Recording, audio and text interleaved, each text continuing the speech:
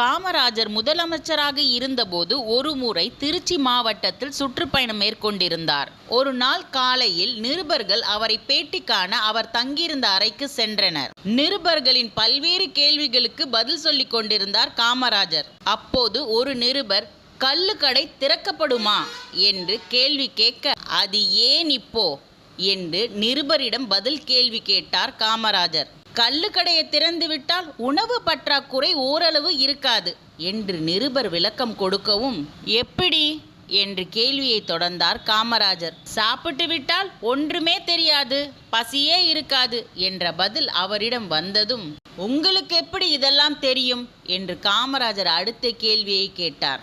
அவ்வளவுதான், ஏன் இந்த கேள்வியை கேட்டோம் எனும் அளவுக்கு திருவென விழித்துக் கொண்டிருந்தார் அந்த நிருபர்.